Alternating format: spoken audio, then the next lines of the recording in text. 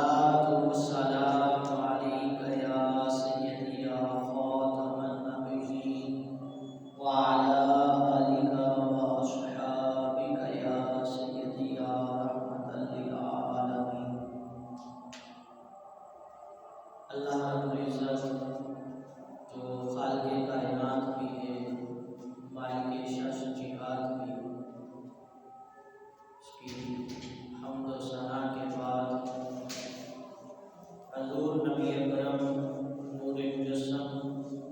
شہنشاہ آدم و بنی آدم، اللہ کے پیارے امت کے سہارے،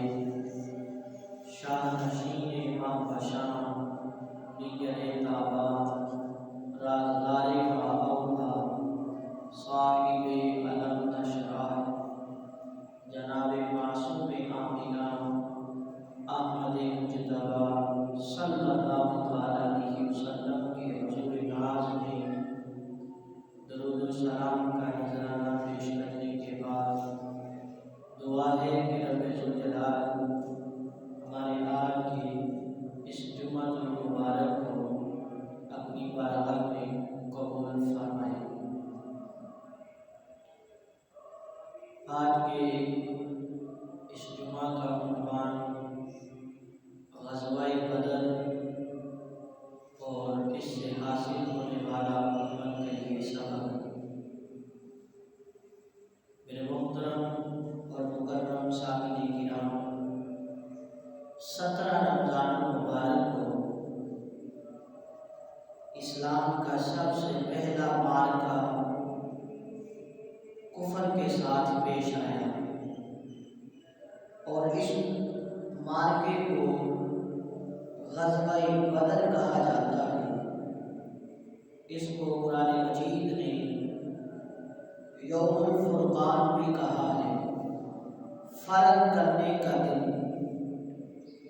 یہ وہ پہلا معرکہ جس کی داغ کفر کے سینے پہ ایسی بیٹھی کہ آج تک عالم کفر بدر کی للکار سے کانپتا ہے۔ ڈاکٹر اقبال نے امت کو مشورہ دیا، اس نے کہا شرط یہ ہے کہ فضائل بدر پیدا کر، فضائل بدر پیدا کر، فرشتے نصرت کو تیری، فضائل بدر پیدا کر، فرشتے نصرت کو تیری، اتر سکتے ہیں گردوں سے کتار اندر کتار اب بھی۔ کا شرط یہ ہے کہ تو فضائل بدر پیدا کر، آپ بھی فرشتے تیری نصرت کو، تیری مدد کو اتر سکتے ہیں۔ اسی مضمون کو ڈاکٹر اقبال نے دوسرے رنگ میں بیان کیا، کہا آج بھی اگر ابراہیم سا ہو ایمان پیدا، آج بھی اگر ابراہیم سا ہو ایمان پیدا، آگ کر سکتی ہے گلستان پیدا۔ کہ آج بھی ابراہیم جیسا ایمان پیدا ہو تو پھر آگ بھی گلستان بن سکتی ہے، گلستان پیدا کر سکتی ہے۔ عالم اسلام کو یوم الفرقان کی یہ للکار یاد رکھنی چاہیے، ملت کے جوانوں کو بدر کا سبق اور بدر کا نصاب کبھی نہیں بھولنا چاہیے، ہمیشہ یاد رکھنا چاہیے۔ آج جو سبق ہمیں پڑھایا جاتا ہے، جو درس ہمیں دیا جاتا ہے، وہ درس فلسفانہ ہے، جو سبق کفر کے مقابلے کا ہے، وہ مسلک پوشی کا ہے، وہ وقت گزاری کا ہے۔ غزوہ بدر کا پس منظر مسلمانوں کو یہ درس دیتا ہے کہ جب فضا بدر جیسی پیدا ہو تو اللہ مدد کر دیا کرتا ہے، اللہ مدد کر دیا کرتا ہے۔ جب فضائل نہ پیدا ہو، جب بدر جیسی فضائل نہ پیدا ہو تو پھر مدد کیسے آئے گی؟ اللہ تبارک و تعالیٰ نے سورہ آل عمران میں ارشاد فرمایا، وَلَقَدْ نَصَرَكُمُ اللَّهُ بِبَدْرٍ وَأَنْتُمْ أَذِلَّةٌ فَاتَّقُوا اللَّهَ لَعَلَّكُمْ تَشْكُرُونَ۔ تحقیق ہم نے بدر میں تمہاری مدد کی، تم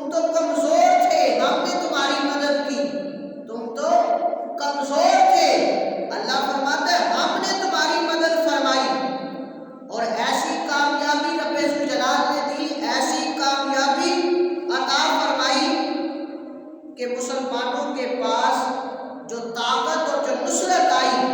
اس وقت کے جو کافر تھے وہ بھی حیران تھے کہ مسلمانوں کے پاس یہ کہاں سے آ گئی، مسلمانوں کے پاس یہ طاقت، یہ جو قوت ہے یہ کہاں سے آ گئی، حیران تھے اس بات پر۔ اب ذرا بغور سمجھیے گا اس غزوہ بدر کا جو پس منظر ہے کہ یہ مارکا، یہ غزوہ کیوں پیش آیا، اس کا پس منظر کیا ہے، ذرا بغور سمجھیے گا۔ پس منظر اعلان نبوت کے 15 سال تک، اعلان نبوت کے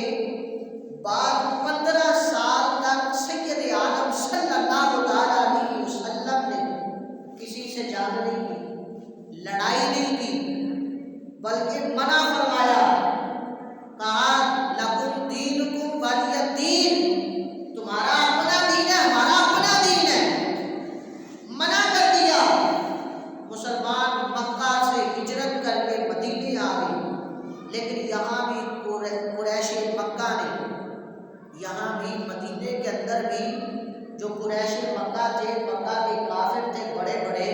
انہوں نے یہاں بھی مسلمانوں کو نبی پاک صلی اللہ علیہ وسلم کو سکون سے نہیں رہنے دیا۔ دنیا کا ایک مزاج ہے کہ جو دروازہ بند کر لیتا ہے نا، لوگ کہتے ہیں یہ بزدل ہے، یہ بزدل ہے، یہ دنیا کا مزاج ہے۔ سمجھیے گا بات، صلح پسند ہونا اور بزدل ہونا ان میں فرق ہے۔ صلح پسند ہونا اور ہوتا ہے اور بزدل ہونا اور ہوتا ہے، اور جو صلح کی نیت سے اپنا دروازہ بند کر لیتا ہے، لوگ کہتے ہیں یہ بزدل ہے، اسے تانے دیتے ہیں۔ اور میرے رسول کریم صلی اللہ علیہ وسلم کی ذات تو تھی صلح پسند، آپ کی ذات تو تھی ہی صلح پسند، عدل فرمانے والی، صلح فرمانے والی، اور آپ نے تو امت کی بھی یہ تربیت فرمائی ہے، وَالصُّلْحُ خَيْرٌ، فرمایا صلح بہتر ہے، صلح اچھی ہے، صلح کرنا بہتر ہے، اچھا ہے۔ آپ نے تو یہ امت کی تربیت فرمائی ہے۔ لیکن 15 سال تک مسلمانوں نے تلوار نہیں اٹھائی، 15 سال تک مسلمانوں نے تلوار نہیں اٹھائی۔ انہوں نے سمجھا کہ مسلمان تو بزدل ہے، مسلمان تو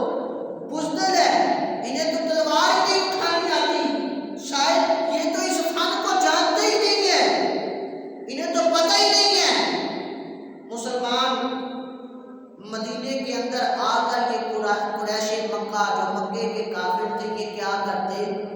مدینے کے قریب آ کے مسلمانوں کو تنگ کرتے، لوٹ کے لے جاتے، کبھی بکریاں لوٹ کے لے جاتے، کبھی اونٹ کسی مسلمان کے لوٹ کے لے جاتے، مال چوری کر کے لے جاتے۔ یہاں بھی مسلمانوں کو تنگ کرنا نہیں چھوڑا، یہاں بھی مسلمانوں کو تنگ کرنا نہیں چھوڑا، مسلمان پریشان رہنے لگے۔ اللہ پاک نے مسلمانوں کو قوت، غلبہ، مدد عطا فرمائی۔ حضرت عمر جیسے لوگ مسلمان ہو گئے، حضرت امیر حمزہ جیسے شیر دل بہادر اللہ نے عطا کر دیے، حضرت ابو عبیدہ بن جراح جیسے دلیر، حضرت سعد بن ابی وقاص جیسے شجاعت والے لوگ اللہ نے عطا کر دیے، اور فرمایا حرِّض المؤمنین علی القتال، محبوبہ آپ مومنوں کو لڑائی کے لیے تیار کر، محبوبہ آپ مومنوں کو لڑائی کے لیے تیار کر۔ ایک قافلہ ابو سفیان کا ملک شام سے مال تجارت لے کے مکہ آ رہا تھا، اور مدینے کے قریب سے اس نے گزرنا تھا، مدینے کے قریب سے اس نے گزرنا تھا۔ اس قافلے کے اندر جو قریش کے جتنے بھی مالدار تھے سب کا مال تھا، کاروبار پارٹنر بن کے لوگ کرتے تھے، ایک بندہ سال بعد منتخب ہوتا، سارے اپنا مال اسے دے دیتے کہ میرا بھی مال بیچ آنا، میرا بھی مال بیچ آنا۔ اب سب کا مال اکٹھا ہوتا، اکٹھا کر کے ایک ہی بندہ جو ہے وہ جاتا اور جا کے بازاروں کے اندر اسے بیچتا، تجارت کرتا۔ یہاں ایک اور بات بھی کہنا چاہوں گا کہ عرب کے اس جاہل معاشرے کے اندر بھی، عرب کے اس جاہل معاشرے کے اندر بھی جھوٹ بولنا، دھوکہ دینا، دوسروں کے مال پر نظر رکھنا برا سمجھا جاتا تھا، دوسروں کے مال پر نظر رکھنا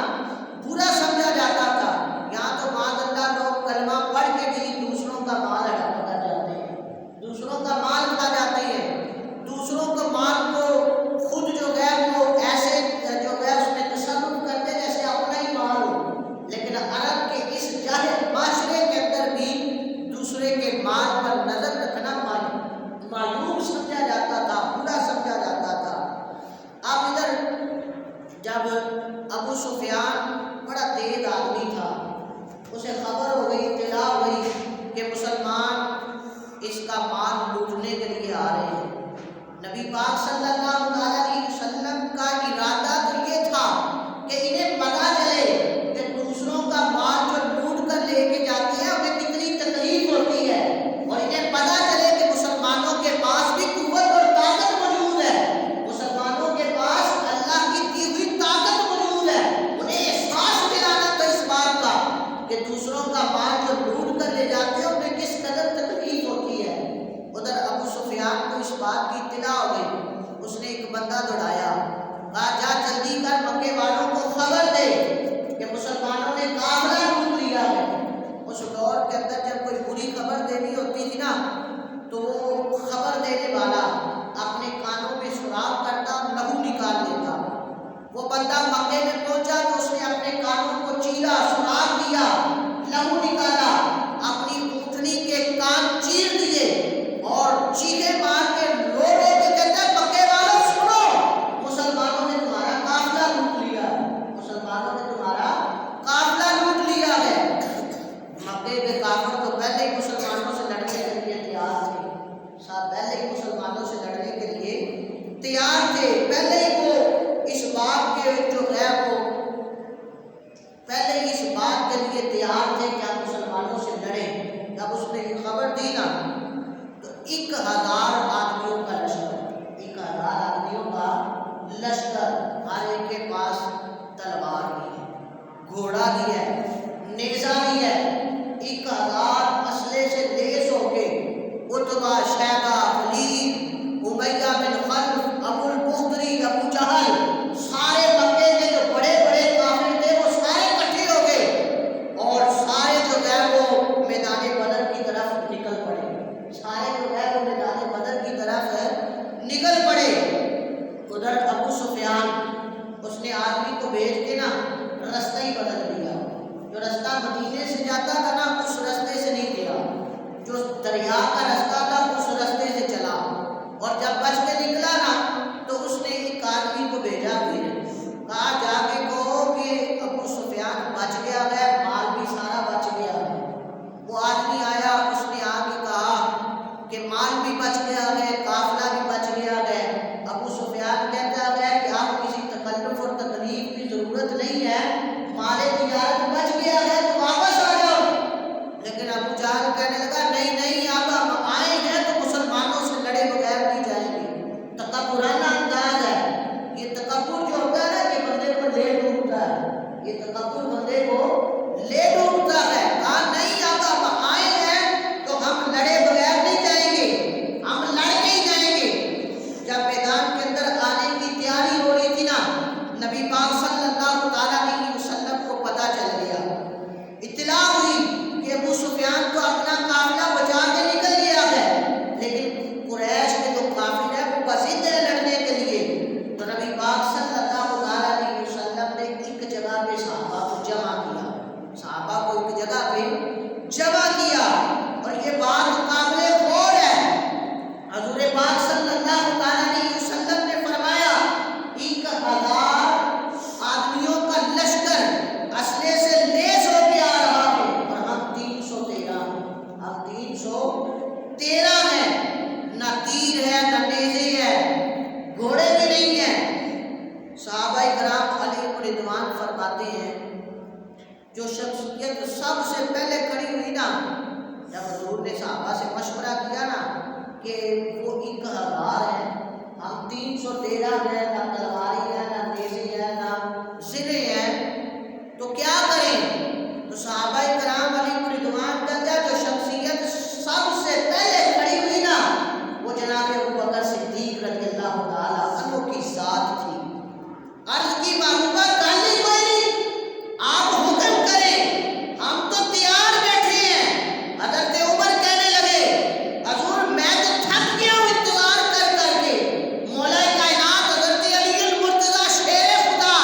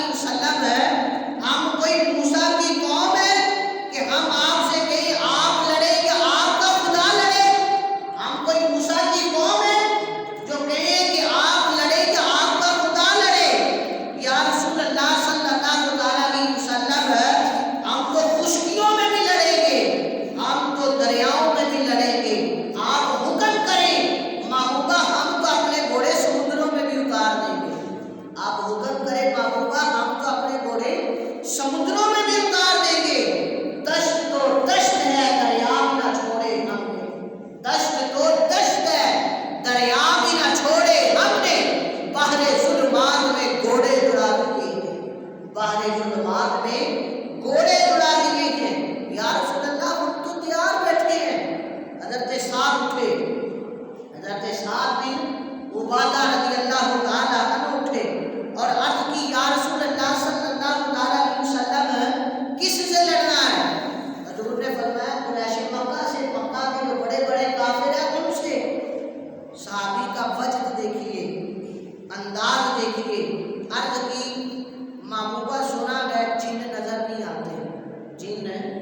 نظر نہیں آتے، دیو نظر نہیں آتے،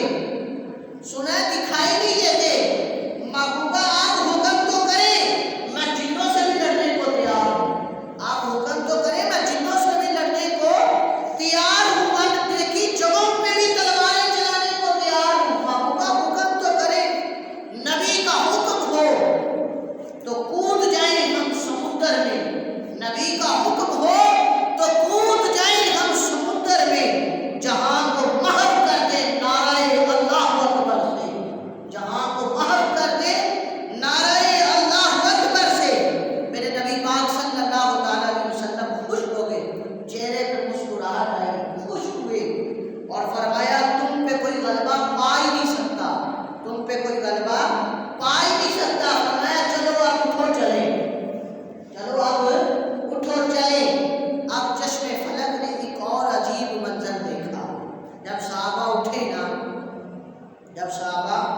اٹھے چلنے لگے، گھوڑے بھی نہیں ہیں، نیزے بھی نہیں ہیں، تلواریں بھی نہیں ہیں، اور یہاں چشم فلک نے ایک عجیب منظر اور دیکھا۔ حضرت سعد بن ابی وقاص، آپ کے چھوٹے بھائی حضرت عمیر بن ابی وقاص، آپ کے چھوٹے بھائی عمیر بن ابی وقاص، قد چھوٹا ہے، قد چھوٹا ہے، حضور نے فرمایا ساتھ چلے عمیر رہ جائے، ساتھ چلے عمیر رہ جائے۔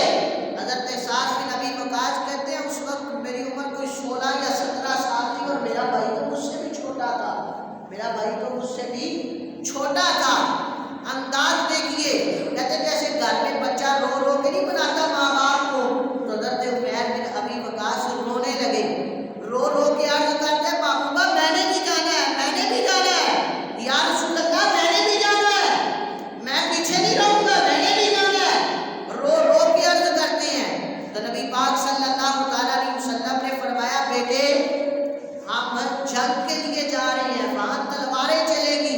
وہاں جو ہے گردنیں کٹے گی، سینے کٹیں گے،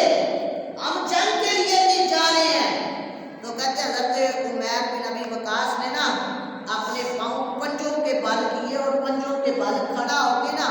عرض کرتے ہیں یا رسول اللہ صلی اللہ تعالیٰ علیہ وسلم میں گردن کٹانے کو تیار ہوں، میں گردن کٹانے کو بھی تیار ہوں۔ نبی پاک صلی اللہ تعالیٰ علیہ وسلم نے فرمایا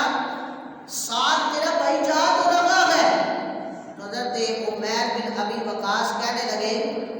یا رسول اللہ یہ مجھ سے قد نہیں بڑا ہے، طاقت میں مجھ سے بڑا نہیں ہے، یہ طاقت میں مجھ سے بڑا نہیں ہے، قد نہیں بڑا ہے۔ تو سید عالم صلی اللہ تعالیٰ علیہ وسلم نے فرمایا کیسے پتہ چلے گا کہ یہ طاقت میں بڑا نہیں ہے، کیسے پتہ چلے گا؟ عرض کی محبوبہ کشتی کرا لیں، کشتی کرا لیں پتہ چل جائے گا۔ تو نبی پاک صلی اللہ تعالیٰ علیہ وسلم نے فرمایا چلو پھر ٹھیک ہے دونوں کشتی کرو۔ اب پہلوان جب کشتی کرتے ہیں نا، کشتی سے پہلے ایک دوسرے کو گلے ملتے ہیں، ایک دوسرے کو گلے ملتے ہیں، دونوں بھائی گلے ملے۔ حضرت عمیر کہنے لگے بھائی تجھے تو اللہ کے محبوب نے قبول کر لیا ہے، اور کریم جب کسی کو قبول کر لے تو رد نہیں کرتے، کریم جب کسی کو قبول کر لے تو اسے رد نہیں کرتے۔ چل تو میرا بھائی ہے، گر جانا تھوڑی دیر کے لیے، میں بھی سلیکٹ ہو جاؤں گا، تیرا کیا جائے گا،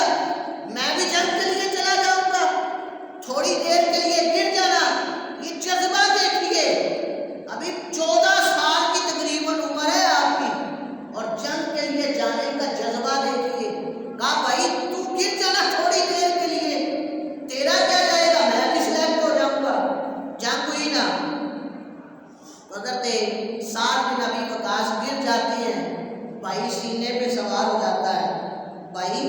سینے پہ سوار ہو جاتا ہے۔ ڈاکٹر اقبال نے یہی تو پس منظر کہا تھا،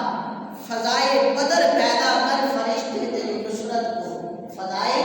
بدر پیدا کر فرشتے تیری نصرت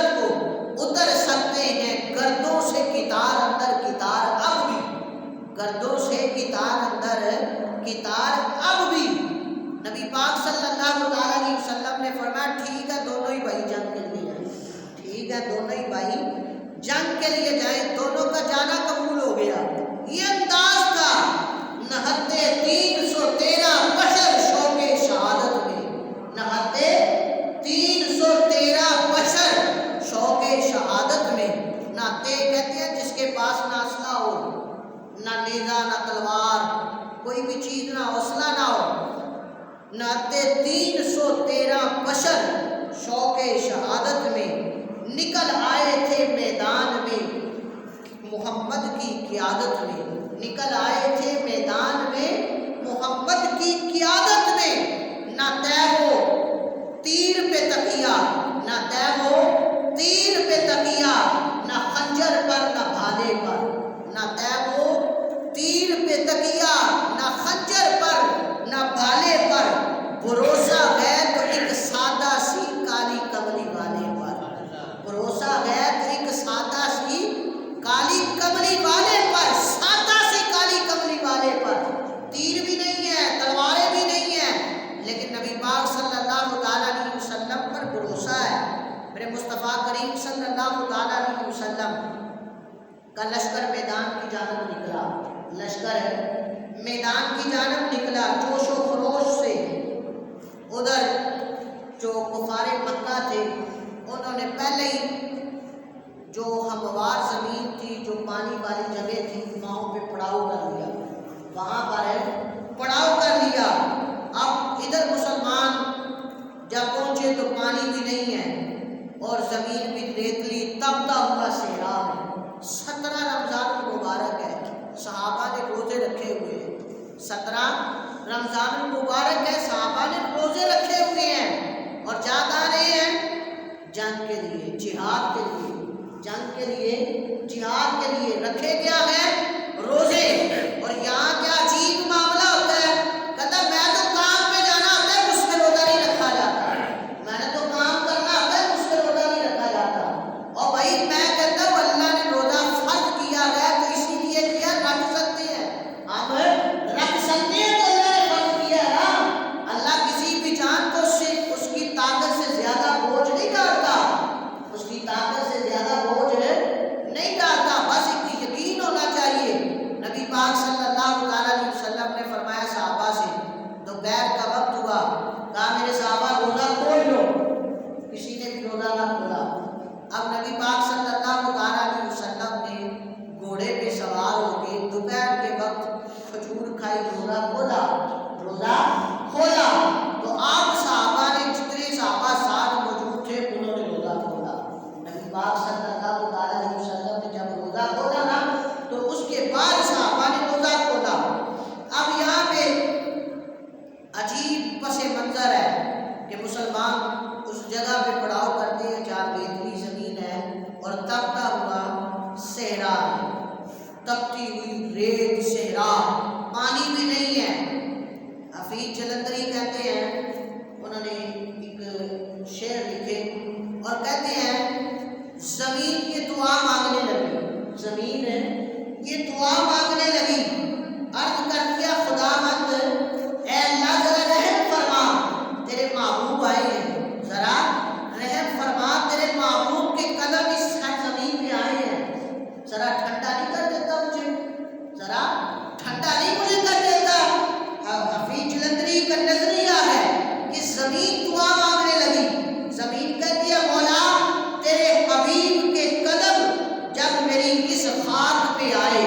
تیرے حبیب کے قدم جب میری اس خاک پہ آئے، الہی حکم دے سورج کو کہ اپنا آگ برسائے، الہی حکم دے سورج کو کہ اپنا آگ برسائے، میرے دامن سے اگر ان کو گرم ہوا آئے، میرے دامن سے اگر ان کو گرم ہوا آئے تو مجھ کو رحمت للعالمین سے شرم آئے، مجھ کو رحمت للعالمین سے شرم آئے۔ زمین یہ دعا کرتی ہے اے اللہ مجھے ٹھنڈا نہیں کر دیتا، اگر اس سرزمین سے تیرے محبوب کو گرمی آئے گی نا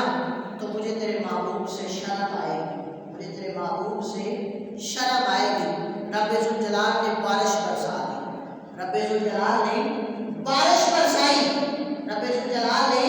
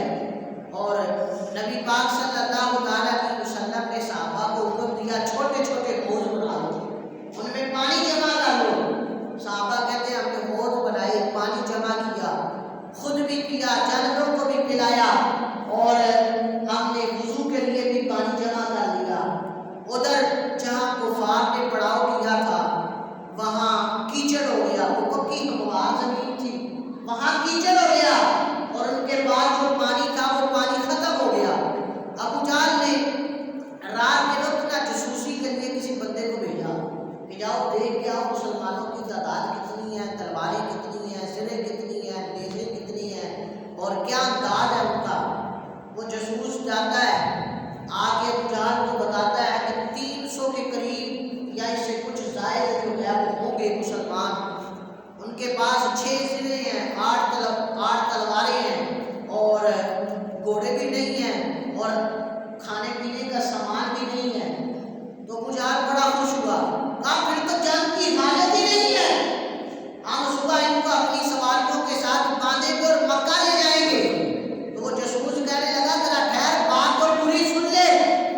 بات تو پوری ہونے دے۔ کہا ہے وہ 313 لیکن وہ اپنے کفن باندھ کے آئے ہیں، میں جس کے پاس بھی رات گیا وہ مسلح پہ یہی دعا مانگ رہا ہے، اے اللہ مجھے شہادت کی موت نصیب فرمانا، اے اللہ مجھے شہادت کی موت نصیب فرمانا، اے اللہ ہماری زندگیاں اپنے محبوب کے لیے قربان کر دینا۔ وہ ہے 313 لیکن مرنے کے لیے، شہادت کے لیے وہ سارے ہی تیار ہیں، شہادت کے لیے وہ سارے ہی تیار ہیں، وہ شہادت کے لیے سارے ہی تیار ہیں۔ اب بخاری، سنن ابو داؤد، ان کے اندر یہ روایت موجود ہے، جنگ سے ایک دن پہلے نبی پاک صلی اللہ علیہ وسلم نے ایک چھڑی کی مدد سے نشان لگائے، ایک چھڑی کی مدد سے نشان لگائے، نشان لگا لگا کے بتایا کہ ابو جہل یہاں مرے گا، ابو جہل یہاں مرے گا، عتبہ یہاں مرے گا، عتبہ یہاں مرے گا، ولید یہاں مرے گا۔ نشان لگا لگا کے نبی پاک صلی اللہ علیہ وسلم نے بتایا۔ حضرت انس اس حدیث کے راوی ہیں، حضرت انس اس حدیث کے راوی ہیں، کہتے ہیں جنگ کے دوران میں دیکھتا رہا،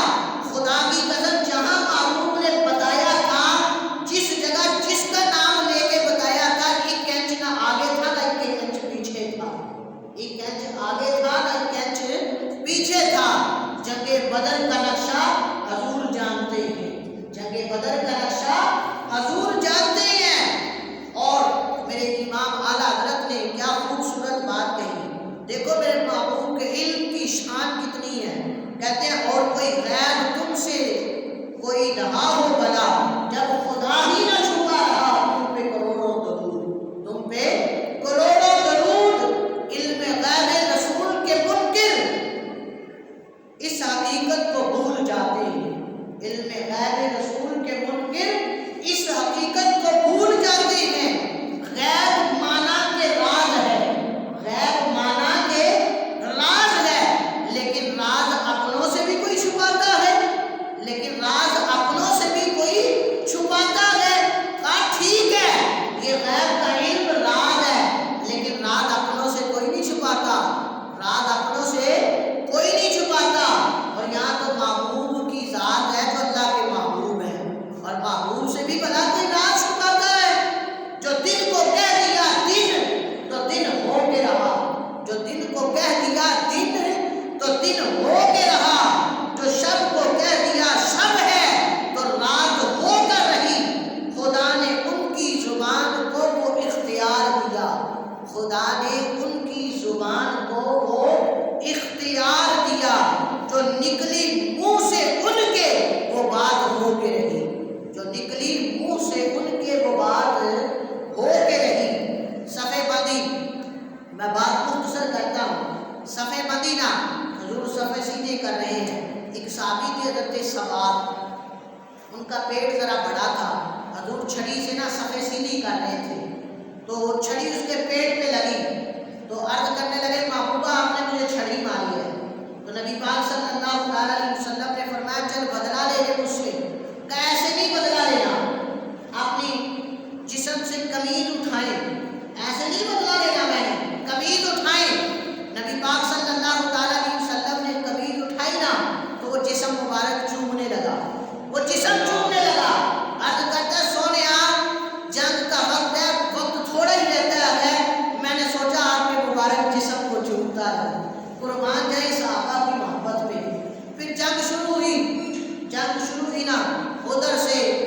عتبہ، شیبہ اور ولید یہ 3 مقابلے کے لیے آئے۔ نبی پاک صلی اللہ علیہ وسلم نے جو انصار تھے ان میں سے مقابلے کے لیے بھیجا، تو یہ تینوں کہنے لگے نہیں ان سے ہمارا کوئی مقابلہ نہیں ہے، ہمارے مقابلے کے اندر قریش آئے،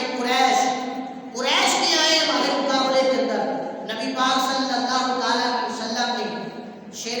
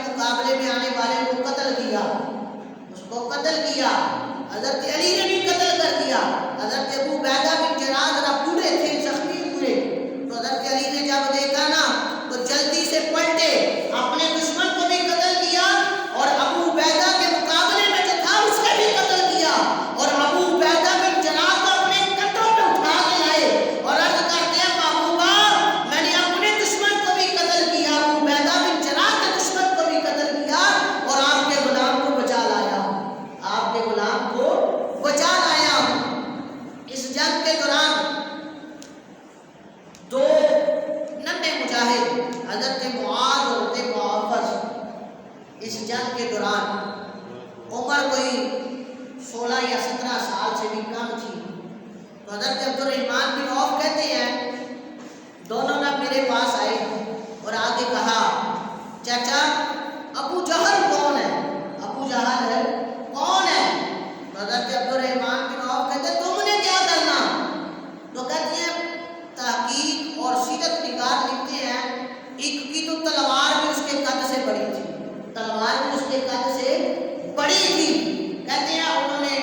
شوق اور جذبے سے کہا بتاؤ تو صحیح ہم طاقتور ہیں بہادر ہیں۔ حضرت عبد الرحمن بن عوف نے کہا وہ ابو جہل ہے۔ ابو جہل گھوڑے پہ سوار تھا۔ حضرت عبد الرحمن بن عوف کہتے ہیں وہ دو ڈنڈے مجاہد ایسے دوڑے جیسے بجلی دوڑتی ہے، ایسے لگتے جیسے بجلی دوڑتی ہے، اور انہوں نے ابو جہل سے لڑائی کی، گھوڑے سے گرایا، ایک کا بازو کٹ گیا لیکن کچھ گوشت کے ساتھ وہ لٹک رہا تھا، اس نے ہاتھ پاؤں کے نیچے رکھ کے کھینچا، بازو کو جدا کر دیا، کہا کہ بازو رکاوٹ بن رہا ہے، اور ابو جہل پہ حملے کیے۔ حضرت عبداللہ بن مسعود کہتے ہیں ابو جہل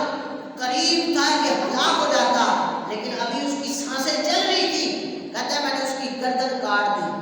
یہ غزوہ بدر کا یہ واقعہ یہ آج ہمیں درس دیتا ہے کہ یہ ایٹم بم، یہ اسلحہ، یہ تب ہی کارآمد ہوتا ہے جب اللہ کی مدد ہو، اللہ کی مدد شامل حال ہو۔ آج دیکھیں دنیا کے اندر 56 سے زیادہ اسلامی ملک ہے، فلسطین کے اندر دیکھ لیں، مسجد اقصیٰ کے اندر، مسجد اقصیٰ کے اندر نماز پڑھتے ہوئے نمازیوں کو، مسلمانوں کو شہید کیا گیا، قرآن پاک کی بے حرمتی کی گئی، مسجد کے تقدس کو بمار کیا گیا، اور یہ مسلمان آج مسلمان حکمران ان کو ذرا سی بھی غیرت نہیں ہے، یہ ایٹم بم کہاں لے کے جاتے ہیں، یہ شہید، یہ گولی، یہ پاور، یہ کسی کام نہیں آئیں گے۔ خدا کی قسم مسلمان اگر دنیا کے کسی بھی کونے میں ہونا، میرے رسول پاک صلی اللہ علیہ وسلم نے فرمایا سارے مسلمان ایک جسم کی مانند ہے، ایک جسم کی مانند ہے، کہا کسی مسلمان کو تکلیف ہو تو پورے مسلمان ہی کام جاتی ہے، اور آج ہمارے حکمرانوں کو تو یہ اتنی بھی توفیق نہیں ہے کہ اس کے خلاف بیان ہی دے سکے، اس کے خلاف بیان ہی دے سکے۔ لیکن یہ غزوہ بدر کا معرکہ ہمیں یہ درس دیتا ہے کہ کفر کی سازشوں کو ختم کرنے کے لیے پھر فضائے بدر پیدا کرنی پڑے گی، پھر فضائے بدر پیدا کرنی پڑے گی، پھر عالم اسلام کو ہمت اور ارادہ کرنا پڑے گا۔ اور ڈاکٹر اقبال نے کیا خوبصورت بات کہی، کہا فضائے بدر پیدا کر فرشتے تیری نصرت کو اتر سکتے ہیں، گردوں سے کتار اتر کتار اب بھی، کہا تو فضائے بدر پیدا کر، اللہ تیری مدد کے لیے فرشتے بھیج دے گا۔ اور اس غزوہ بدر کے اندر رب ذوالجلال نے 5000 فرشتے بھیجے، اتنے 5000 فرشتے بھیجے محبوب کی مدد کے لیے۔ تو یہ غزوہ بدر کل 17 رمضان المبارک کو یہ اسلام کا معرکہ وجود میں آیا، تو کل اس غزوہ بدر کے اندر جو صحابہ شہید ہوئے 14 صحابہ، ان کی سال ثواب کے لیے ختم ملایا جائے، ان کو یاد رکھا جائے۔ یہ واقعہ بیان کرنے کا پس منظر یہی ہے کہ مسلمانوں کے